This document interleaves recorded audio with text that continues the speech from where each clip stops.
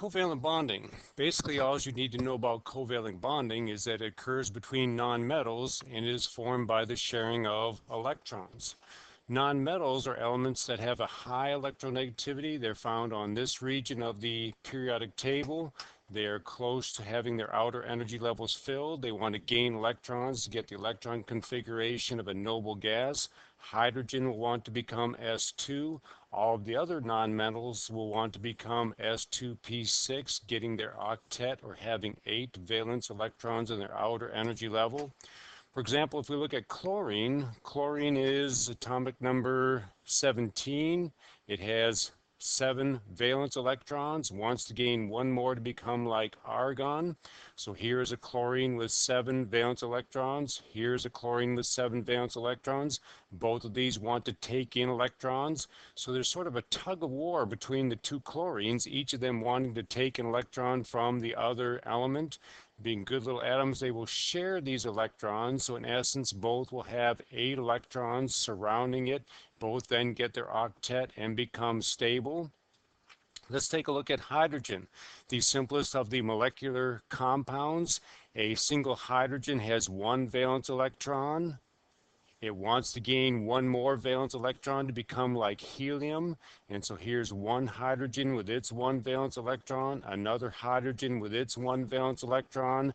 They will share those electrons to become stable. I will show 1 as an X to indicate 1 came from 1 hydrogen. The dot indicates the electron from the other hydrogen. So again, in essence, both are surrounded by 2 electrons. Both have a noble gas electron configuration of helium.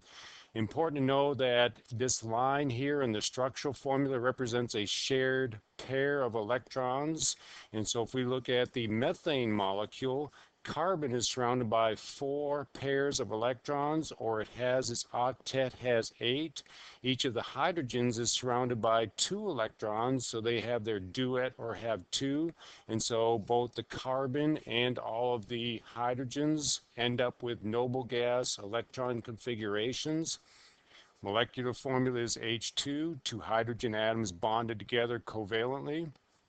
And in terms of orbital notation, 1 hydrogen has 1 electron, the other hydrogen has 1 electron, but these 2 electrons are going to be shared in a common orbital, so we need to give them opposite spins. And so those 2 electrons belong to both hydrogens equally. In other words, both hydrogens have their orbitals complete. Let's take a look at oxygen. Oxygen has 6 valence electrons and it wants to have 8. And so we're going to make some notations to ourselves. Oxygen has 6, needs 2 more to become stable. This oxygen also has 6 valence electrons, needs 2 more to become stable. And so the first oxygen is going to share 2 with the second one to give it the 2 that it needs. The remaining 2 can go as 2 pairs distributed on the outside. So I've drawn those 6. The second oxygen needs to share 2 with the first one. So it gets its 2 additional electrons. So now it has 8, and the remaining 2 will show as 2 pairs, or remaining 2 pairs. 4 electrons go on the outside, so I've drawn 6 for this one.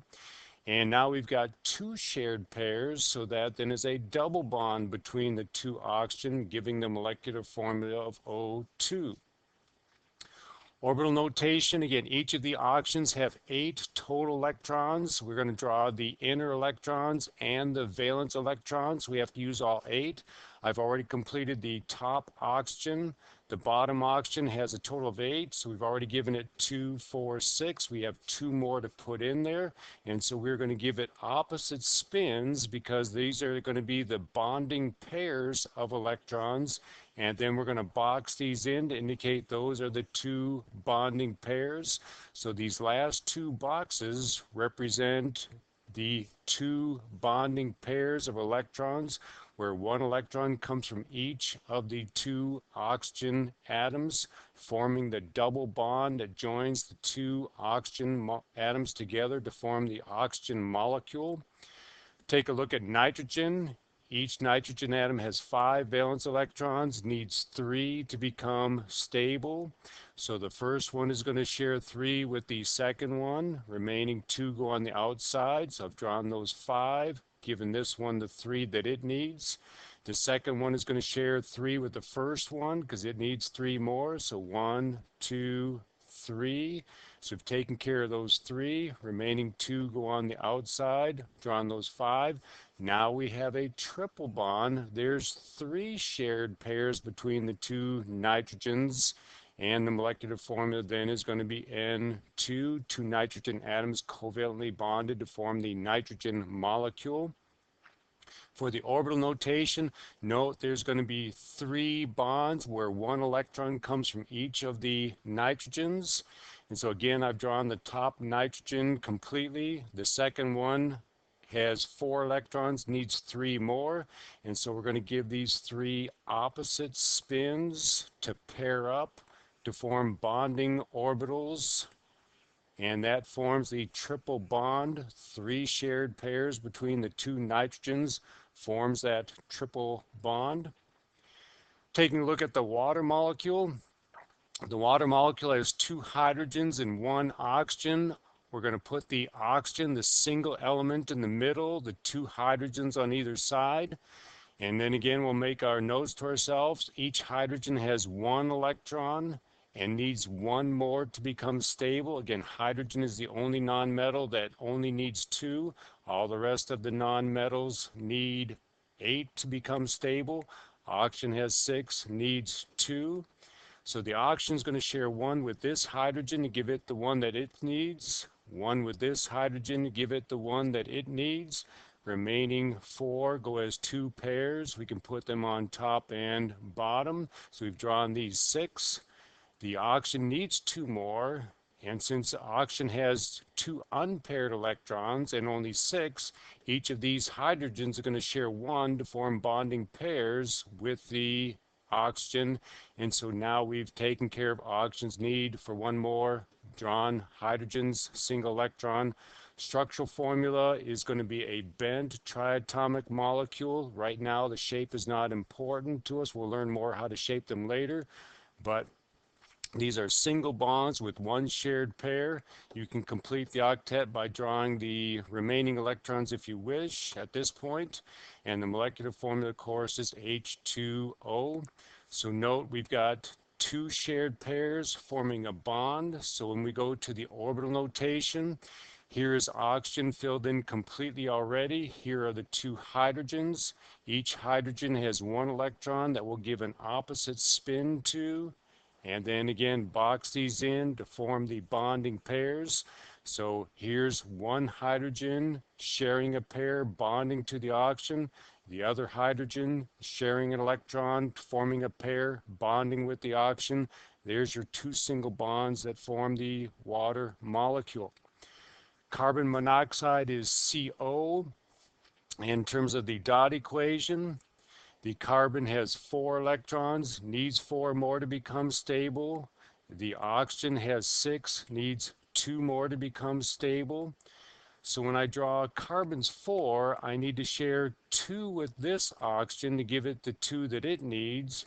Remaining 2 go as a pair over here, so I've drawn those 4. The carbon needs 4 more, and so the oxygen is going to share 4 with it. So 1, 2, 3, and 4 to give that the 4 that it needs, and the remaining 2 go on the outside. So now I've drawn this one's 6. We have 3 shared pairs just like in nitrogen, but we have 1 pair, that top pair, where both the electrons are coming from the oxygen. That is called a coordinate covalent bond, and it is shown by an arrow to indicate that the electrons that form that bonding pair are coming from the oxygen. So that is the structural formula for carbon monoxide. We do the orbital notation. It's going to have to show 2 pairs of electrons where 1 comes from each, and 1 coordinate covalent bond where both come from the oxygen. And so I've filled in carbon's electrons already. Carbon has 6 total electrons. Oxygen has a total of 8. So we've already drawn 4, so we've got 4 more electrons to put in. Since the 2px, 2py of carbon already have 1 electron, I'm going to put 1 electron in each of the 2px, 2py of oxygen, box those in. Those are the 2 pairs of electrons, or 2 bonding pairs, where 1 electron comes from each. And then the last one is going to have 2 electrons, and that is the coordinate covalent bond. Note that carbon must have an empty orbital to receive or to share 2 electrons from the oxygen. And so there's the triple bond between the carbon and the oxygen. Carbon dioxide is CO2. Again, we're going to put the single element in the middle and the other ones on the outside. Make notes for yourself. Carbon has 4, needs 4. The oxygens have 6 and need 2 to become stable. So the carbon's going to share 2 with this oxygen to give that the 2 that it needs. 2 with this oxygen to give that one the 2 that it needs. And I've drawn those 4. Since carbon needs 4 more, this oxygen is going to share 2. This oxygen is going to share 2, forming bonding pairs on both sides. Remaining 4 go as pairs on the outside. And so now I've drawn 6 for the oxygens, 4 for the carbon, yet every element is surrounded by 8. And that is going to give us a double bond on either side, forming what is called a linear triatomic molecule. Getting to the orbital notation, remember we have to have carbon with 4 unpaired electrons to match 4 unpaired electrons, 2 from either. So there's a bond where 1 electron from each, 1 electron from each, 1 electron from each, 1 electron from each. If we were to draw carbon's 6 electrons, normally we would fill up the 1s, the 2s, and then 2px, 2py would each get 1. I'm giving these opposite spins because they're going to form bonding pairs. But that only gives me 2 unpaired electrons in carbon, and I need to have 4 unpaired electrons in carbon. And so what we're going to do is we're going to take one of these electrons in the 2px and move it up to the 2pz, and that then gives us 4 unpaired electrons. So here's the 2 bonding pairs, the double bond between the lower oxygen and the carbon, and the 2 bonding pairs between the other oxygen and the carbon.